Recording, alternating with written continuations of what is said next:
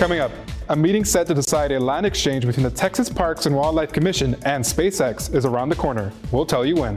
Plus, how Black History Month is being celebrated here at home. Details ahead. And how seeing a resident's life responds to complaints regarding water issues at Unity Hall. KVAQ-TV starts now.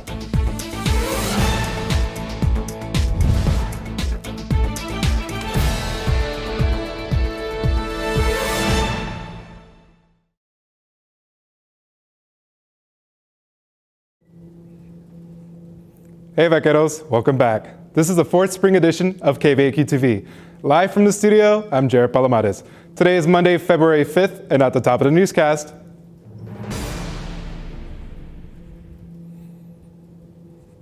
a meeting aimed to settle potential land exchange between the Texas Parks and Wildlife Commission and SpaceX was rescheduled for March.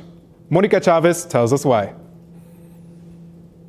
A work session originally set for January 24 to decide the exchange of land between SpaceX and Texas Parks and Wildlife was postponed to allow for public notice and comment. The SpaceX case is a litmus test of how the Valley will handle controversies that will certainly come in the future. The Texas Parks and Wildlife Commission directed staff to withdraw agenda item number 14, involving the swap of approximately 477 acres near the Laguna Atascosa National Wildlife Refuge Bahia Grande unit in exchange for 43 non-contiguous acres at Boca Chica State Park. Some professors argue a deal like this requires the public's opinion. Professor of Public Affairs and Director of the Center for Community Resilience Research, Innovation, and Advocacy at UTRGV, Cecilio Garcia conducts research on the link between humans and the environment. To answer questions like, how does the behavior of private and public organizations affect citizens' well-being? And one of the only places where that occurs is in spaces for public discussion, in spaces for deliberation, where different views of the same thing can converge. But we make sure that one view does not squash another view, that views come to the table equally with an equal space for deliberation, and that is through collaboration. Executive Director of Business Development for the Americas Additive Foundry at the UTRGV Center, Mostafa Malki, emphasizes the need to weigh out potential negative environmental costs and benefits. These are industries of the future. This is where we are headed.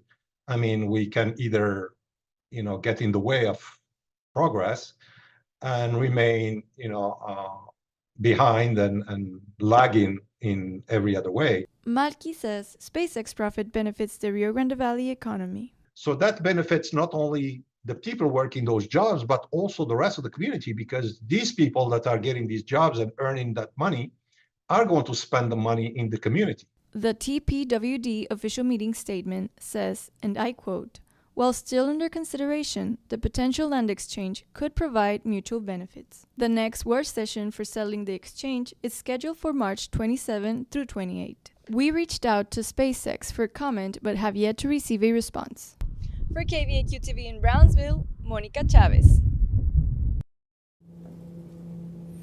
Today is the last day to register to vote. With primary elections coming up in March, early voting will run from February 20th to March 1st, and the last day to apply for mail-in ballots is February 23rd. The primary elections will determine which candidates proceed to the next phase in the election process, to determine the next U.S. President, U.S. Senator, and Representative, as well as state and county office holders. To register to vote, visit votetexas.gov.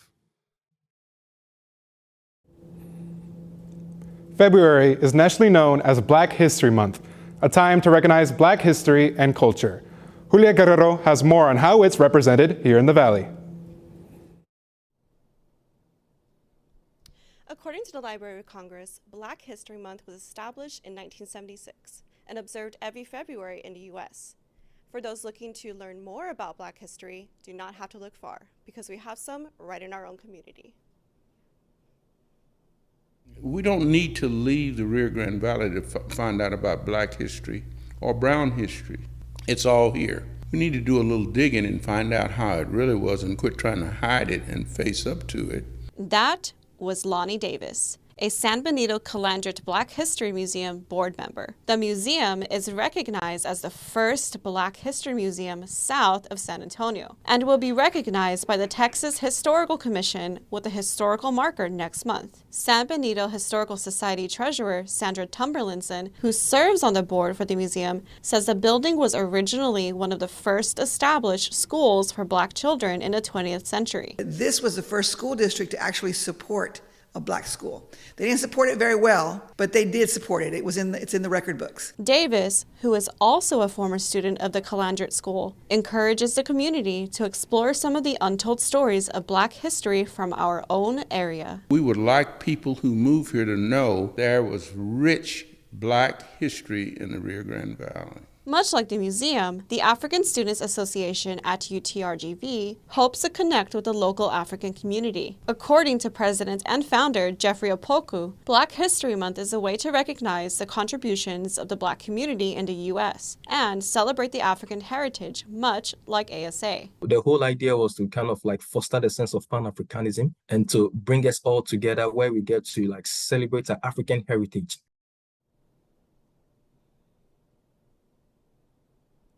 To learn more about the organization or the museum, visit their page on Instagram at ASA_UTRGV or calandretmuseum.com.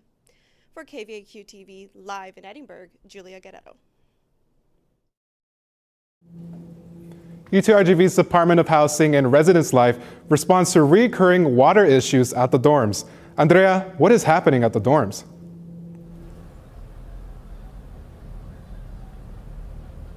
Recently, some student residents have voiced out concerns about a recurrent lack of hot water along other issues in the Unity and Heritage Hall. A student posted about the issue in the UTRGV students' Facebook page, where others also shared a similar experience. Integrated Health Sciences freshman Maria Aguirre lives at Heritage Hall and says the problem started in October. Aguirre says she communicated this to resident assistants through a group chat, but the issue was not addressed. Aguirre rates her experience in Heritage Hall as not bad but not the greatest, while saying she understands the dorms are one of the oldest. I paid to live here, I just feel like those certain basic necessities should be provided to us. Assistant Director of Residence Life for Edinburgh, Monica Vera, emphasizes the importance of using the right communication line when addressing dorm problems instead of relying on informal group chats. And there was a delay between the group chat and getting to us. It was never intended to be an official reporting process. That official reporting process, we have somebody that's on call 24/7, and that particular person knows that they can contact the housing coordinator on call. And then what we really want to educate residents on is calling that RA on call is the first and foremost most important. Biology freshman Melina Ortiz lives at Unity Hall and explains there was an instance where her dorm's toilet overflooded after a pipeline issue. Ortiz says she placed a work order 3 times and waited 5 days until the issue was fixed only after one of the students' parents complained. I do wish that they could get back to us quicker, but I don't feel like we're the #1 priority. Vera says the department does follow maintenance schedules and is actively monitoring and repairing the water heating system to provide student residents with the best quality of dorm life. Residents can submit a work order request online through the department's website to have a maintenance issue fixed. For KVAQ-TV in Edinburgh, Andrea Flores. UTRGV is highlighting local restaurants in its Community Corner Spotlight. Here's Dathan Trevino with the details. The Community Corner Spotlight has changed every semester, adding new local restaurants such as South Padre Food Truck, Pineapple Ninja at the Student Union. This semester brought local food catering business Queuing It Up, a barbecue chain established in 2011 that caters to birthdays, weddings, graduations, and more, where they serve all kinds of barbecue such as ribs, brisket, and chicken. Queuing It Up founder Eric Cavazos says they received the opportunity after catering for multiple UTRGV events. So far, at least on the outside, I'm getting a lot of pats on the back and dude, good job. Wow, you're in the school. That's awesome. You get to touch so many people, so many, different groups of people. It's been positive. Just, we're getting our name out, continuing to grow what Queuing It Up does, what we're about, and just showcasing our food and touching as many people as we can. How do UTRGV students feel about the new restaurant? One psychology sophomore, Adam Garza, says he already spent half of his V-Bucks toward the business. It's very different from anything else that they have here. We usually have like noodles, tea, chicken sandwiches. So barbecue is not really a part of the menu often.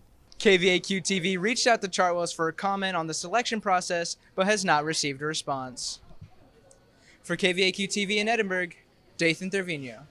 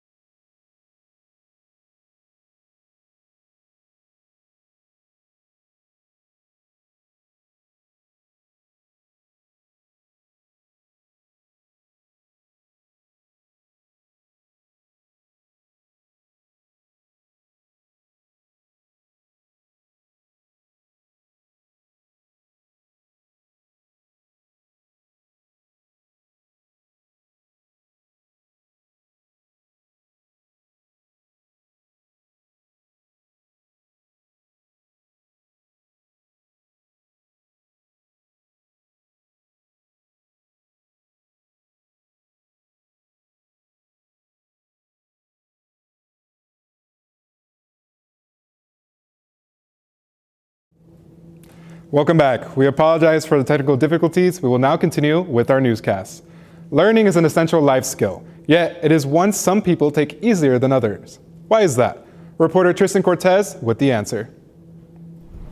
A study published by the National Institutes of Health last month looks to understand neurodivergent traits in children, traits that cause some children to learn and understand differently than others. The study finds neurodivergent traits such as autism and ADHD are exhibited in different ways for boys and girls. Researchers find that boys' neurodivergent traits are more complex and easily spotted, leading to missed diagnoses for girls who exhibit more subtle social difficulties. This development is something Associate Professor of Child Psychology Cecilia Montiel-Nava concurs with. Montiel-Nava says the ongoing understanding of neurodivergent traits means many adults are only starting to recognize them in their lives. We are seeing more and more autistic adults being diagnosed for the first time. These people were struggling their whole life because nobody noticed that they were, having difficulties because they didn't have any cognitive learning or language problems. Difficulty in learning is something Rio Grande Valley Literacy Center Director Diana Garza Farias sympathizes with. The RGVLC provides education to adults who previously dropped out of school due to struggles earlier in life. Garza Farias says the mission of the center is important to her because of her own experiences as a child. I know I had problems at those times. I just couldn't get across, and they liked my pretty face, so they passed me on.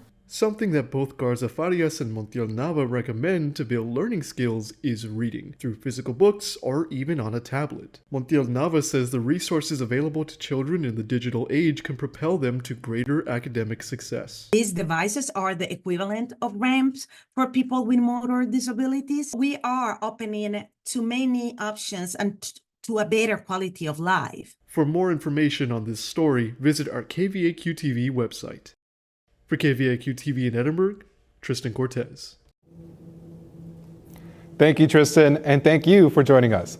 Make sure to watch us Monday through Friday on VCast monitors and social media. For KVAQ-TV, I'm Jared Palomares. Have a great week, vaqueros.